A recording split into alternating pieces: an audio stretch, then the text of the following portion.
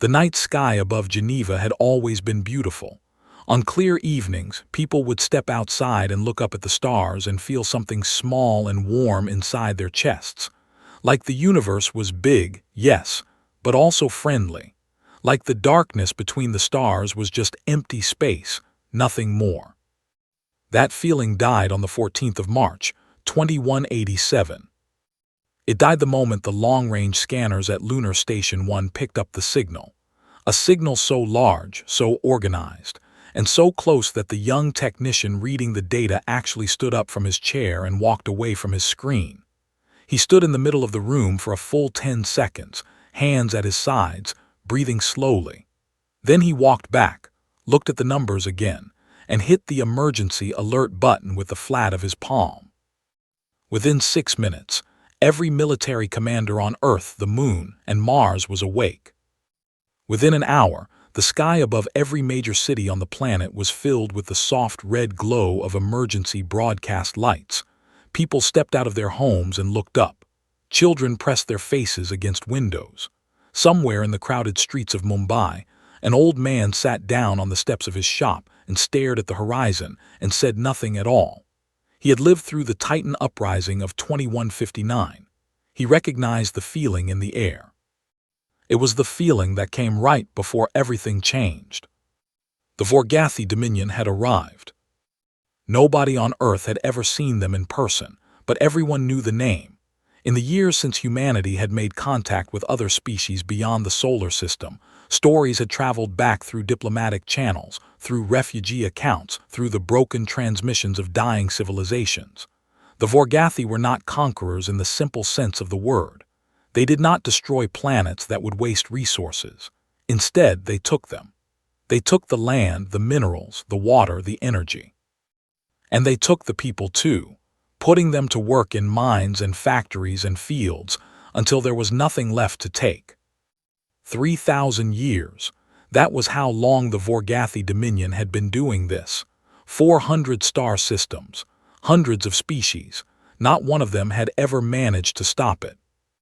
And now the fleet was here, parked at the edge of the solar system like a wall of dark metal and cold light. The long-range cameras on the outer monitoring stations sent back images that were passed around military briefing rooms in total silence. The fleet was enormous. Thousands of ships.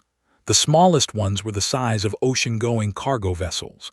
The largest ones were the size of small cities, slow and heavy and unstoppable looking, like mountains that had learned to float.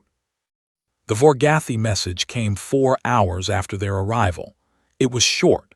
It was delivered in perfect English, which told humanity immediately that they had been watching and listening for a very long time. The message said the following: "You have been observed. Your system has been assessed. Your resources have been cataloged. You will surrender your planet, your population, and all assets within 72 hours. Resistance is not advised. No species has ever benefited from resistance. Cooperation will be rewarded with continued existence under Dominion management. This is your only communication on this matter." That was it. No name, no title, no offer to negotiate. The United Earth Council met within the hour in the emergency chambers beneath the city of Geneva, 700 meters underground, behind 3 sets of sealed blast doors. The chamber was full. Every representative, every general, every admiral, every defense minister from every nation on Earth sat around the long curved table and looked at one another across the light of the holographic display in the center of the room. The Vorgathi fleet hung in the air above the table like a bad dream made solid. The debate that followed was not noble. It was not brave or inspiring. It was frightened and desperate and honest. Some representatives argued for immediate surrender. Their logic was not cowardly, it was mathematical. They pulled up the numbers. The Vorgathi fleet outweighed Earth's combined military capability by a factor that made the comparison almost meaningless. Earth had 43 warships. The Vorgathi had thousands. Earth's most powerful weapon could crack a mountain. The Vorgathi had weapons that had cracked moons. "We cannot fight this," said Minister Heron of the European sector, his voice flat and tired. We have to think about what survival looks like. Not victory, survival. Several heads around the table nodded, not happily, but they nodded. Then Admiral Nara Voss stood up. She was not the tallest person in the room. She was not the loudest. She was 54 years old, with short gray hair and a long scar that ran from her left ear down to her jaw, a gift from the Titan Uprising, where she had commanded a gunship through 3 days of direct combat in the ice fields of Saturn's largest moon. She had won that battle. Nobody had expected her to. She walked with a slight limp from the same battle, and she had never bothered to have it corrected. People who knew her well said the limp was intentional, a reminder, not of pain but of what was possible. She stood up and the room went quiet. "Give me 12 hours," she said. The room stared at her. Secretary General Amara Osei leaned forward. "Admiral Voss, the situation." "I understand the situation," Voss said. Her voice was calm. It was the calmness of someone who was not pretending not to be afraid, but who had made a decision and was no longer going to spend energy on the fear. "I'm not asking for permission to fight them tonight. I'm asking for 12 hours. After that, if what I show you doesn't change the conversation, I'll sit down and say nothing more." The room exchanged looks. Minister Harron started to speak. Voss looked at him and he stopped. The Secretary General was quiet for a long moment. Then she said, "12 hours, Admiral." Voss nodded once and walked out of the chamber. She did not sleep. She got into a secure transport vehicle that took her to a private military terminal on the outskirts of Geneva, where a fast shuttle was already waiting with its engines warm. She climbed in, and within minutes she was in the air, climbing fast, heading toward a destination that did not appear on any public map. Behind her in the underground chamber, the representatives of Earth sat and waited. Some of them talked quietly. Some of them sat in silence. Some of them called their families. Minister Harron stared at the holographic display of the Vorgathi fleet for a long time, and then he turned it off, because looking at it was not helping anyone. Above the city, on the streets, ordinary people gathered in groups and watched the sky. The emergency broadcasts were telling everyone to remain calm and stay indoors, which was the kind of instruction that nobody ever actually followed. So they gathered in parks and on rooftops and in the courtyards of apartment buildings, and they looked up at the stars, and they talked in low voices about what was coming. A young girl in the city of Nairobi, maybe 7 or 8 years old, stood beside her grandmother on the balcony of their home and looked at the sky. She had heard the word Vorgathi for the first time that evening. From a news broadcast her grandmother had not managed to turn off fast enough.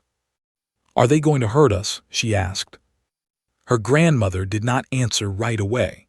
She looked at the stars for a while, and then she put her arm around the girl's shoulders and pulled her close. "People have been asking that question for a very long time," she said, "and somehow we are always still here." It was not a complete answer, but it was the only one she had. 12 hours, that was what Admiral Voss had asked for. 12 hours to change the direction of everything. And somewhere in the dark, in a place that did not exist on any map, something very large and very patient was waiting to be woken up. The facility had no official name. On the rare internal documents that referenced it, it was listed only as Site 7.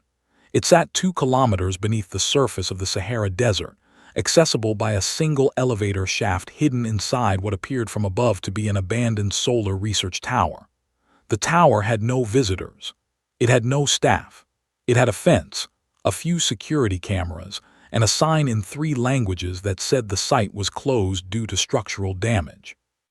The structural damage had been fake for 29 years. Admiral Voss's shuttle touched down on a private strip 4 kilometers from the tower. A vehicle was waiting.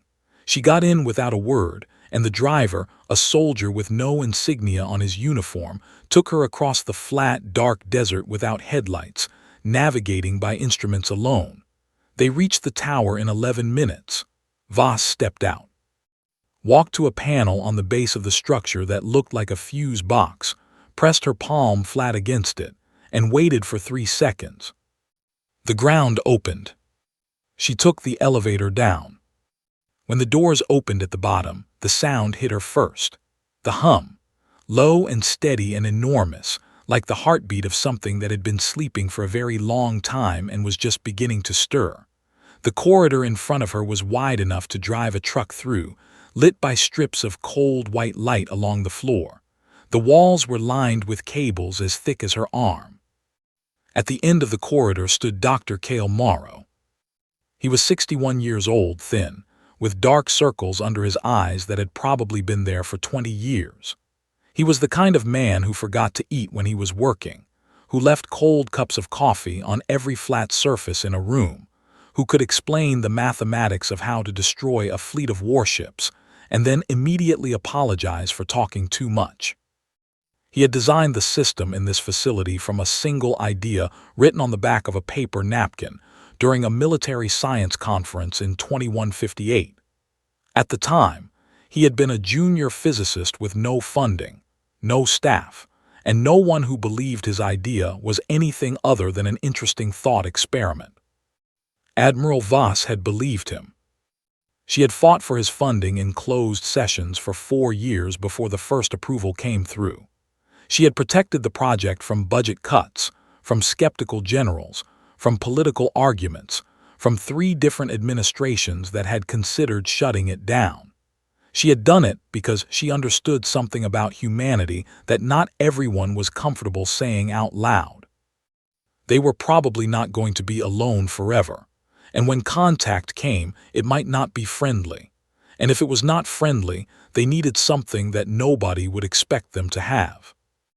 "Is it ready?" she said. Morrow looked at her for a moment. His expression was the expression of a man who had spent 3 decades building something and was now being asked if he was prepared to use it. "It's ready," he said. I never actually thought we'd be here."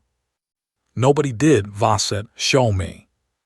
He walked her through the facility, and as he talked, the scale of what humanity had quietly built over 3 decades became clear. Project Goliath was not a single weapon. It was a system, a network. It lived in 17 locations simultaneously, deep underground facilities on Earth, on the dark side of the Moon, in the rock of 3 different asteroids, and in the framework of Mars Station Delta, which had been publicly described as a communications relay for the past 12 years. The concept was simple, even if the engineering was not. The Vorgathi, like every other known military power in the galaxy, built their fleets to fight the kind of battle they had always fought. Ships against ships, power against power. The larger force wins. That was the logic of every space battle in recorded history. Goliath did not fight that battle. It fought the battle that happened before the battle. The system worked in layers. The first layer was the drone network, 80,000 autonomous combat drones, each one small enough that it barely registered on standard military sensors. Individually, they were almost harmless. Together, properly coordinated, they were something else entirely. They had been launched into position in small groups over the past decade, disguised as scientific probes and debris surveys. They were already in place, waiting. The second layer was the kinetic network, a series of large metal impactors, some as heavy as 50 tons, that had been placed in precise orbital paths around the Sun years in advance. They looked like asteroids. They were not asteroids. Their paths had been calculated so that at a specific moment from a specific signal, they would redirect and arrive at a specific point in space at a specific time. The math had taken Morrow's team 7 years to finalize. The third layer was the lattice, the rail cannon installations built into the rock of the Moon's far side, invisible from Earth and invisible from the direction the Vorgathi had approached from. 48 cannons, not large enough to destroy a capital ship on their own, large enough, working together in timed sequence, to tear holes in a formation that had never been designed to handle fire from multiple unexpected angles at once. And the fourth layer was the most important one. It was Commander Zara Osai. Voss found her in the command center at the heart of the facility, seated at a console that curved around her like the inside of a shell, surrounded by screens showing data feeds from every node in the Goliath network. Osai was 32 years old, the youngest person to hold a senior tactical command position in Earth's military history. She had been selected not because she was the best at following battle plans, but because she was the best at rewriting them in real time. She thought in systems. She saw battles the way a chess player saw a board, not move by move, but in patterns, in consequences, in the shape of what would happen 6 steps from now. She looked up when Voss walked in. "All nodes are green," she said. "Drone network is at 98% operational. Kinetic package is on schedule. Lunar lattice is charged and waiting." She paused. "They won't see most of it coming." "That's the point," Voss said. She pulled up a chair and sat beside Osai, and for the next 2 hours they went through the plan together. Every phase, every decision point, every moment where the plan might need to change, and what the options were if it did. Morrow sat behind them and listened, occasionally pointing out something technical, occasionally going quiet for long stretches and staring at the floor. At one point he said quietly, "How many of them do you think will die?" Neither Voss nor Osai answered immediately. "As few as possible," Voss said finally. "We're not trying to destroy them, we're trying to make them understand something." "What?" Morrow asked. "That this isn't worth it," she said. "That we're not the easy meal they think we are. That if they push us, the cost is going to be something they've never had to pay before." She looked at the screens, at the shape of the Vorgathi fleet sitting at the edge of the solar system like a patient hand reaching toward a door. "We want them to go home. We want every other empire and every other fleet in the galaxy to hear what happened here and make a different choice." Mara was quiet for a while. Then he said, "What if they don't go home?" Voss looked at him. "Then we finish it," she said simply. At the 9-hour mark, Voss got back in the vehicle and returned to Geneva. She sat through the remaining 3 hours in the underground chamber in silence, watching the clock, watching the Vorgathi fleet on the display, watching the faces of the people around the table. She did not tell them everything, not yet. She would show them, not tell them. Words were easy. What she had to show them was not words. When the 12 hours were done, she stood up again. This time, she requested that the full council follow her to the facility's secure projection room, where she would give a presentation that she promised would be the most important thing any of them had ever seen. She was right. By the time she was done showing them what was buried under the desert and the moon and the asteroids, the chamber was completely silent. Minister Heron had both hands flat on the table in front of him, and was staring at the display like a man who had just been told the ground he was standing on was solid after all. "When did you build all of this?" he asked. "We started 29 years ago," Voss said. "We've been ready for 8. He stared at her. "Why didn't you tell us?" "Because the fewer people who knew," she said, "the fewer chances there were for anyone out there to find out." She nodded toward the ceiling, toward the fleet above. "They've been watching us, probably for a long time. They came here thinking they knew exactly what we had. They were very thorough." She allowed herself a small, quiet expression that was almost a smile. "They just didn't look deep enough." The UES Endurance was not the most powerful ship Earth had ever built. It was not the fastest, and it was not the newest. It was 11 years old, scarred from 2 border incidents in the outer system, and its crew had been awake for 31 hours straight by the time it took up its position between Earth and the edge of the solar system, where the Vorgathi fleet waited. But it was the right ship for this moment. Because the Endurance had something no other ship in Earth's fleet had, the most powerful long-range broadcast array ever installed on a human vessel. It could transmit a signal across 40 light-years with perfect clarity. Originally designed for deep space communication during exploration missions, it had been quietly upgraded 3 years ago for a different purpose. Admiral Voss stood on its bridge and looked at the forward display. The Vorgathi fleet filled the screen. Even at this distance, the scale was impossible to ignore. The ship sat in perfect formation, arranged in a wide arc like a hand about to close into a fist. At the center of the formation, larger than anything else, was the command vessel, a dark, angular structure that looked less like a ship and more like a piece of broken sky. That was where Velkareth the Unbroken commanded from. He had been the supreme military commander of the Vorgathi Dominion for 40 years. In that time, his fleet had taken 11 systems. No losses, no retreats, no negotiations. He was, by every measure available, unbeatable. He was also, at this moment, waiting. The 72-hour deadline he had given humanity had not expired yet. It had 8 hours left, but Voss was not going to wait for his deadline. She was going to set her own. "Open a channel," she said to the communications officer at the front of the bridge. "Full broadcast. Use our array at maximum range. I want every receiver within 40 light-years picking this up." The officer, a young man named Tomas, who had barely slept in 2 days and whose hands were not entirely steady, looked at her. "Every receiver, Admiral. That includes—" "Everything," she said. "Every diplomatic frequency, every open military band, every channel that anything in this part of the galaxy might be listening to. I want an audience." Tomas nodded and began the sequence. It took 4 minutes to lock the array, boost the signal, and open the channel. During those 4 minutes, the bridge was almost perfectly silent. The crew of the Endurance stood at their stations and breathed quietly and waited. Some of them looked at the display showing the Vorgathi fleet. Some of them looked at the floor. One young ensign near the back of the bridge was gripping the edge of her console so hard her knuckles had gone pale.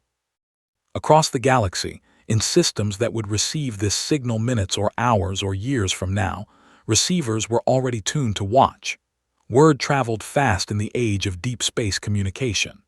The fact of the Vorgathi arrival had been known beyond the solar system within hours of their appearance. Dozens of civilizations were watching.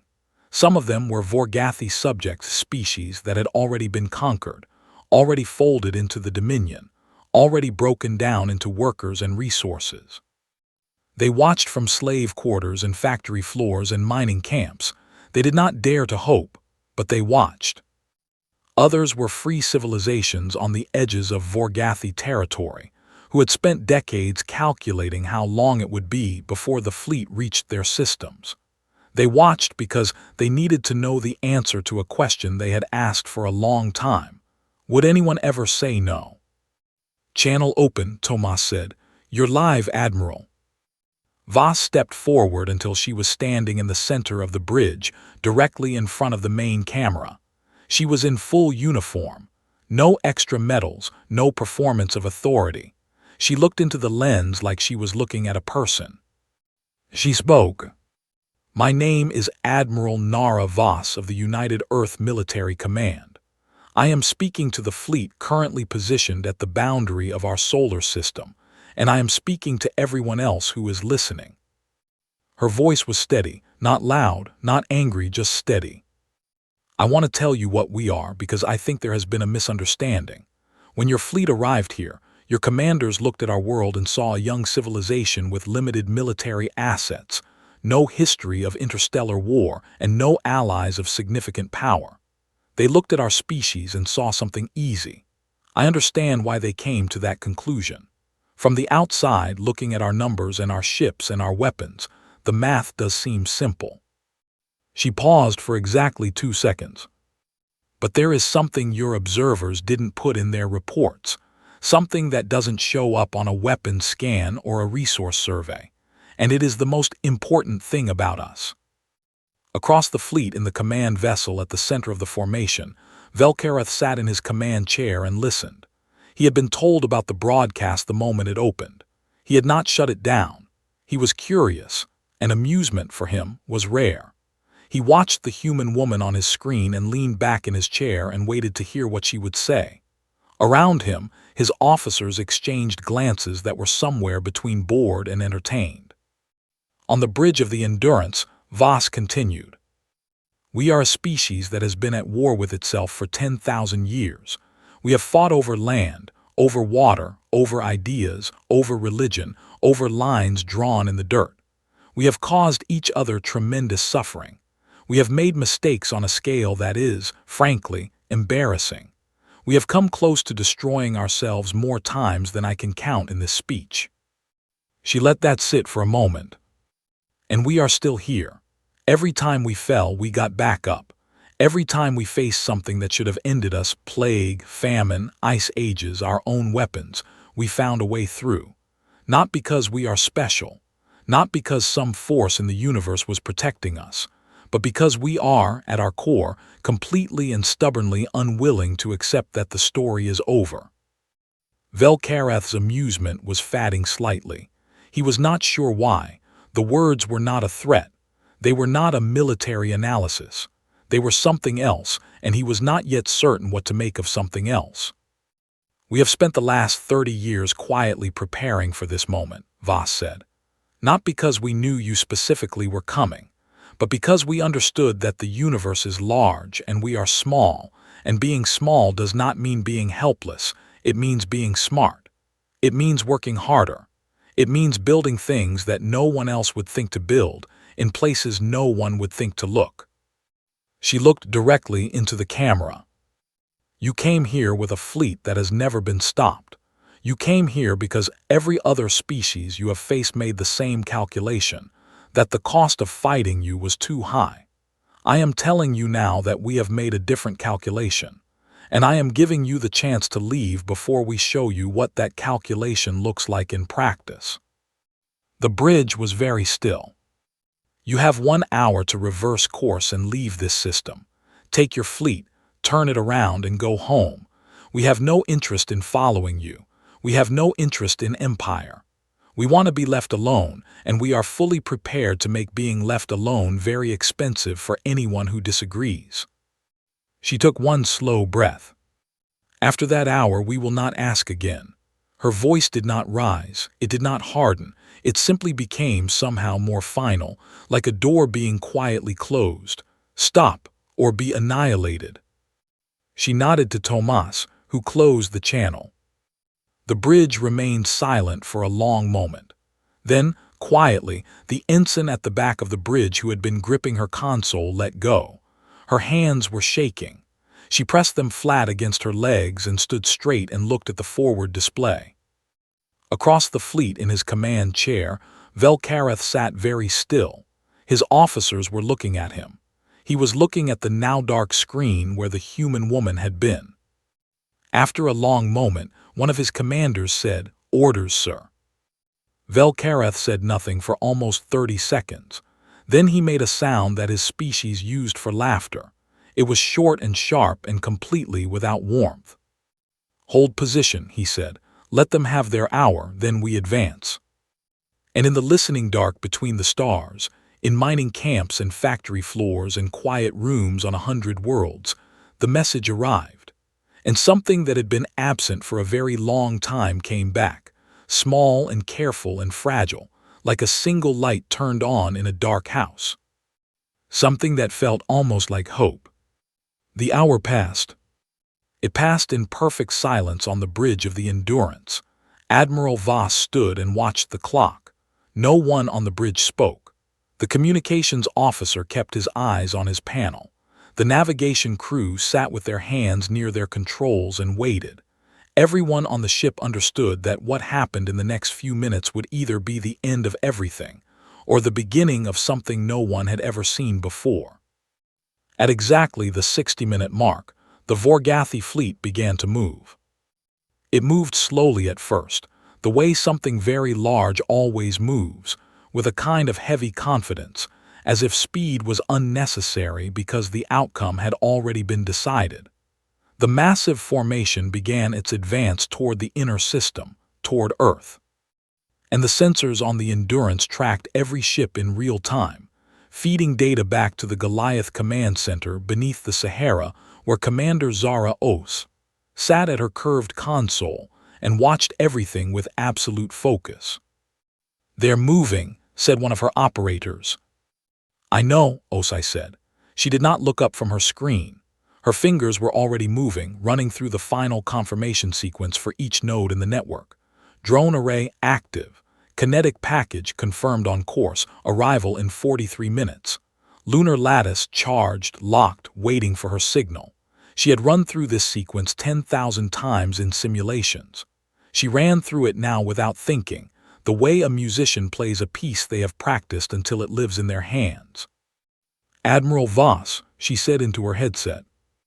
"I see it," Voss replied from the bridge of the Endurance. "Begin Phase 1. Osai pressed a single key. 80,000 drones woke up. They had been sitting in the dark for years, small, cold, silent, scattered across the solar system in groups too tiny to register as anything significant on a standard military scan. They looked, individually, like debris, like the harmless floating remnants of old satellite launches and early exploration missions. The Vorgathi fleet had scanned them when they arrived and dismissed them entirely.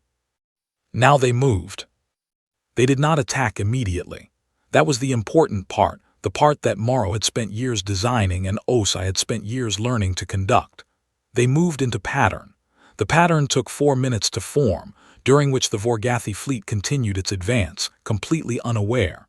The drones were too small and too slow to appear threatening.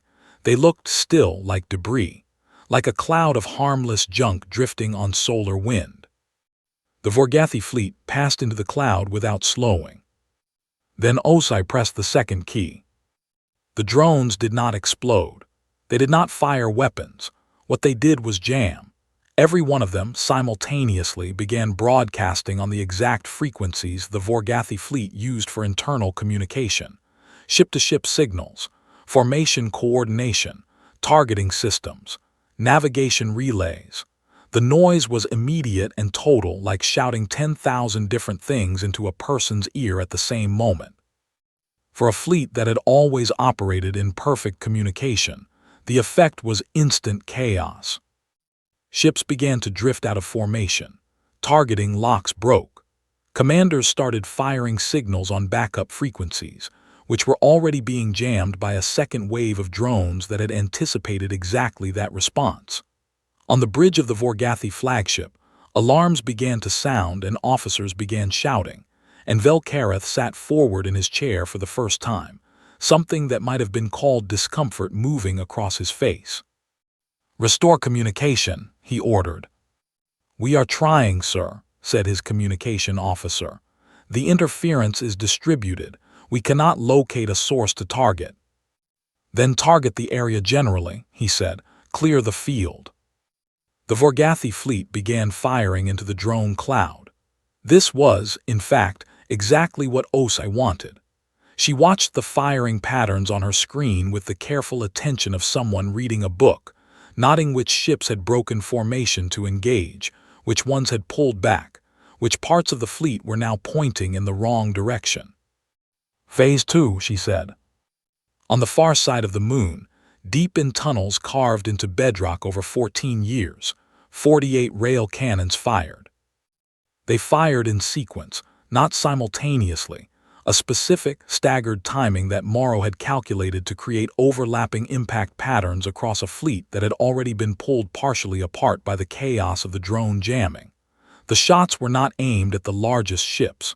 They were aimed at the connections between ships, at the escort vessels that coordinated the capital ship's movements, at the communication relays positioned at the edges of the formation, at the joints, not the armor.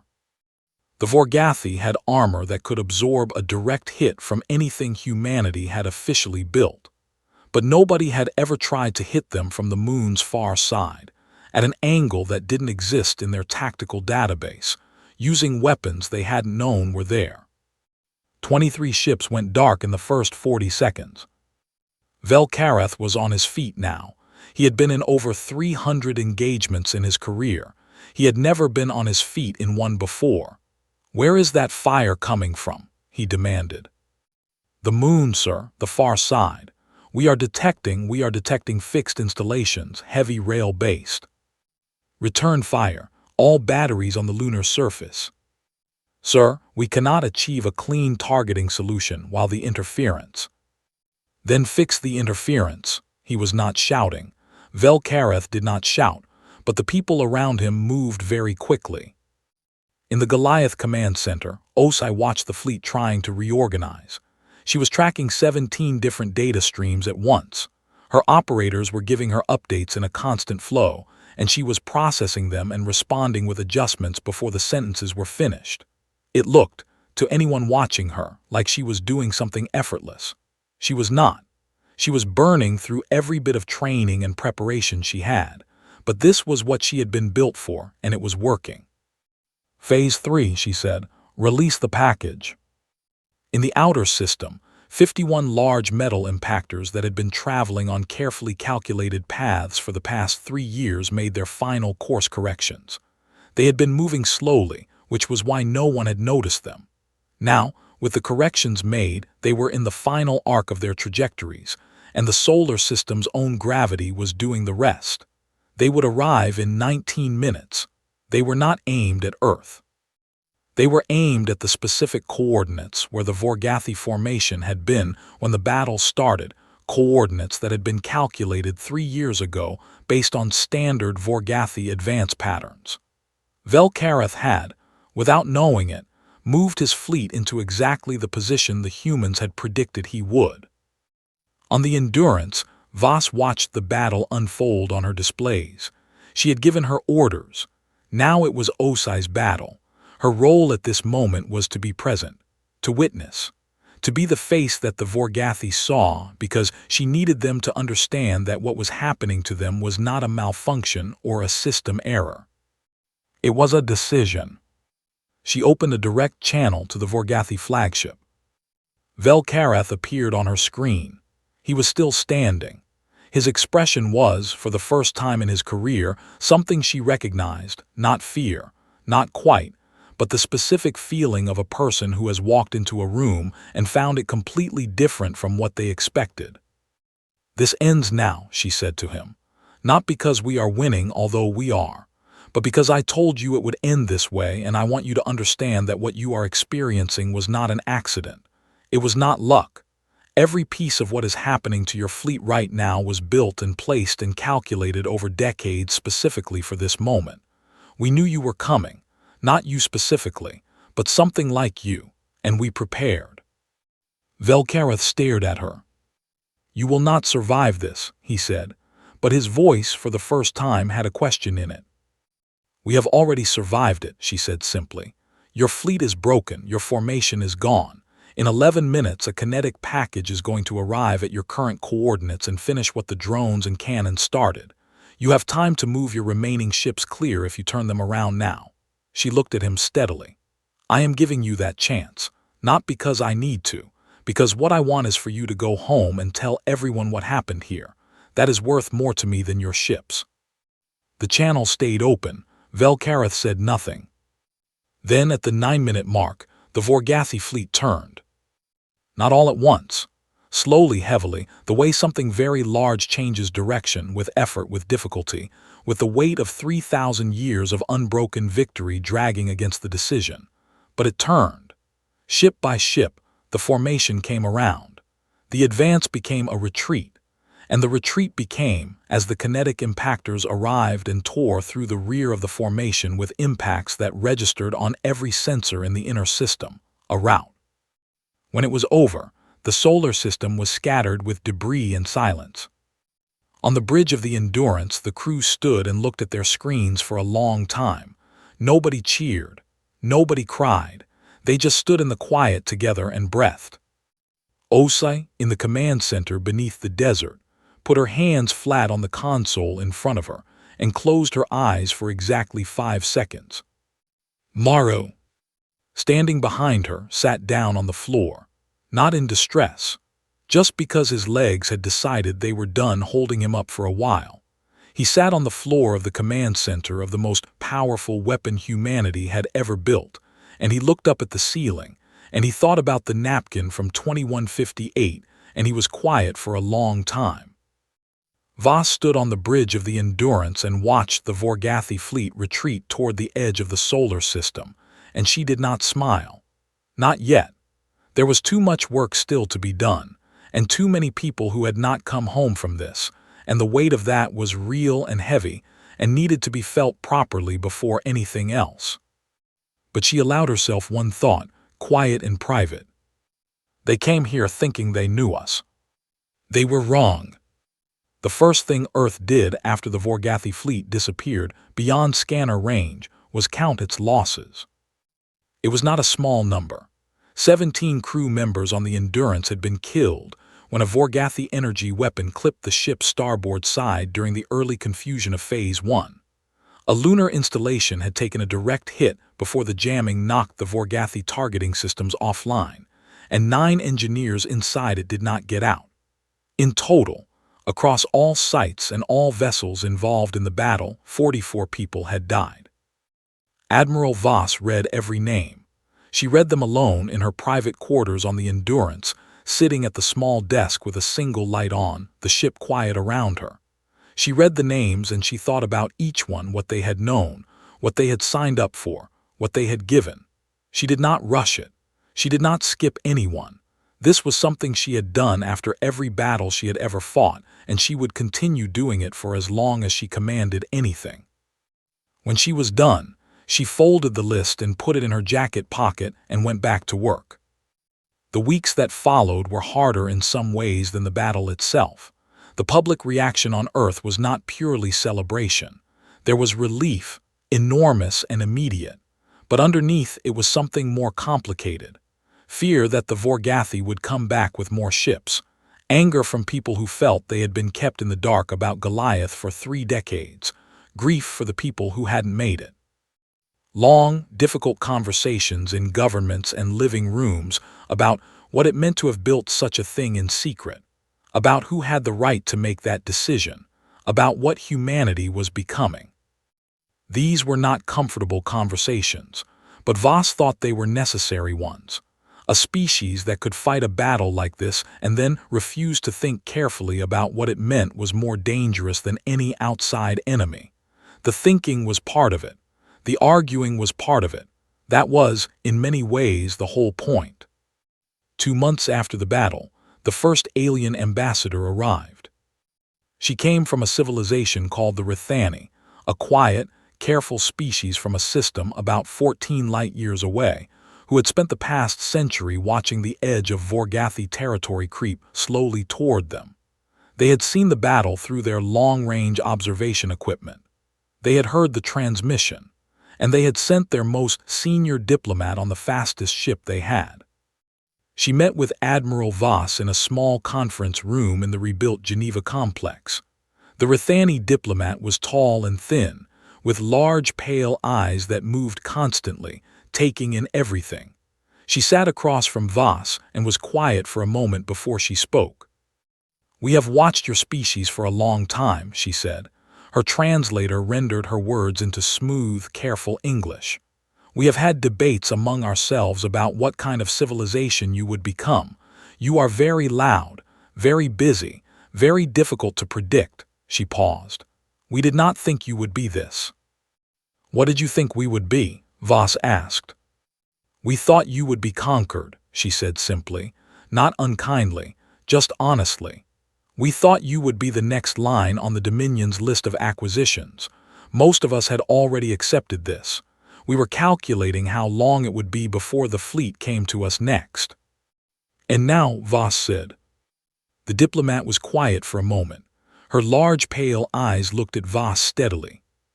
"Now we are here," she said, "to talk." She was not the last.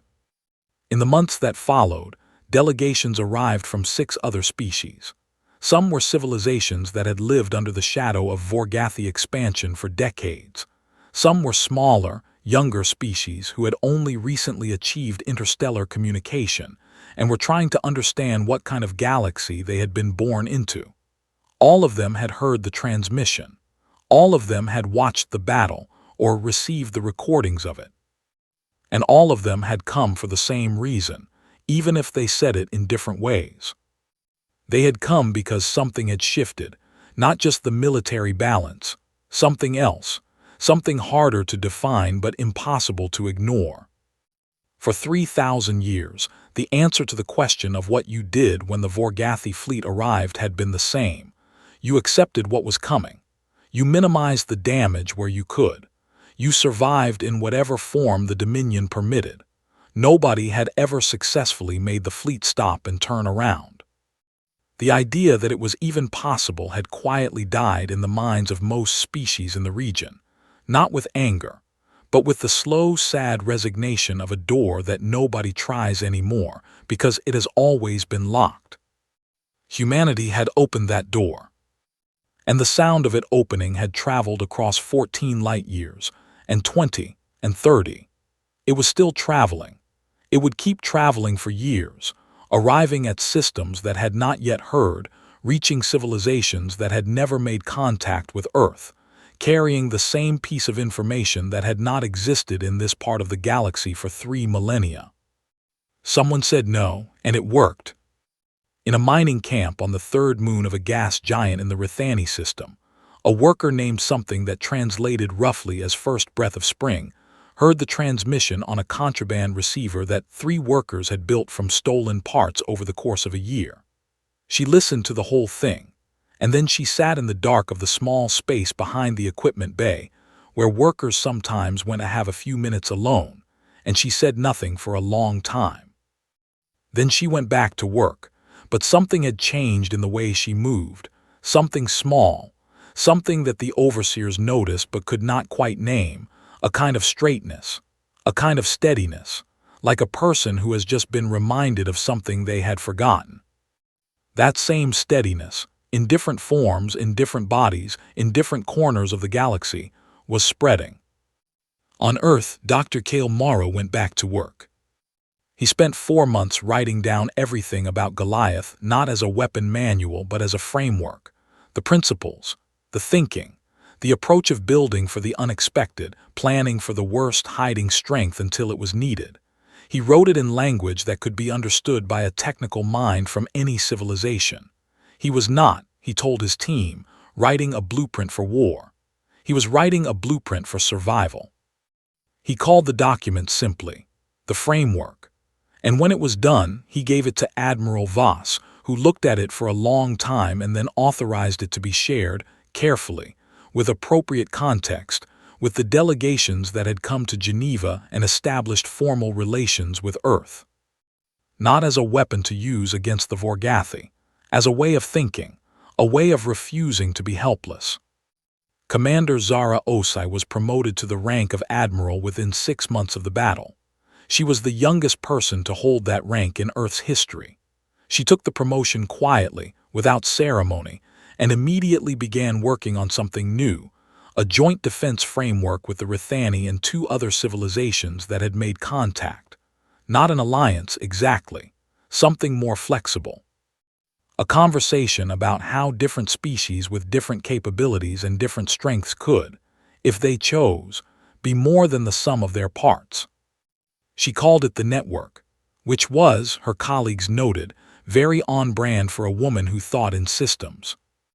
Voss returned to the underground chamber in Geneva for the last time on a cold morning in November, nearly a year after the battle. The chamber was being repurposed. It was going to become the first permanent site for the new interspecies diplomatic office, and it needed to be cleared of its old fittings. She walked through it alone, her footsteps echoing, looking at the long curved table and the empty screens and the sealed blast doors that had been open every day for the past 11 months. She stood in the middle of the room and thought about the night she had stood here and asked for 12 hours. She thought about the 44 names in her jacket pocket. She still carried the list, though it was worn thin now from being folded and unfolded many times. She thought about the little girl on a balcony in Nairobi and her grandmother's answer. Somehow we are always still here. Far away, on a cold world in the outer edges of the Vorgathi Dominion, a young historian sat at his desk and read through the documents his research had uncovered. He had been studying the Battle of Saul for 11 months now. The Dominion had classified most of the records, but records had a way of surviving. He had built a careful, detailed, honest account of what had happened. He was not supposed to be writing it. He was not supposed to be finding it interesting. The official Dominion account said the engagement had been a minor tactical adjustment, a strategic withdrawal from a low-value system. He had been told this was the final word on the subject. He did not believe the official account, because the official account did not explain why, in the 8 months since the battle, 2 systems that had been scheduled for Dominion acquisition had pushed back their administrative integration requests. Why certain supply shipments from conquered worlds had arrived late, and sometimes not at all. Why 3 fleet commanders had quietly submitted early retirement notices. Why the word that translated roughly as no was appearing in places it had never appeared before. The historian typed the last paragraph of his chapter and paused, then gave it a title. He had been trying to find the right words for a week. Now they came easily. The day the smaller species taught the galaxy what it had forgotten. He looked at the words for a while. Then he saved the document, encrypted it, and tucked it into a folder he had labeled, with the smallest possible smile, personal notes. The story was not over. Voss knew that. The Vorgathi Dominion had not collapsed. The galaxy had not suddenly become a peaceful place. The work ahead was long and uncertain, and there would be other hard days and other impossible decisions. But something had changed, something real and permanent and irreversible. Humanity had sent a message, not just to one fleet, to everything that had ever believed that the smaller and the quieter and the younger were simply waiting to be consumed. The message was simple. It had been said once, calmly, on an open channel, to anyone in 40 light-years who cared to listen. Stop or be annihilated. They had stopped. And the echo of that moment was still moving through the dark between the stars, getting farther and farther from the small blue world it had come from, carrying its quiet, extraordinary weight out into a galaxy that was only just beginning to understand what it had heard.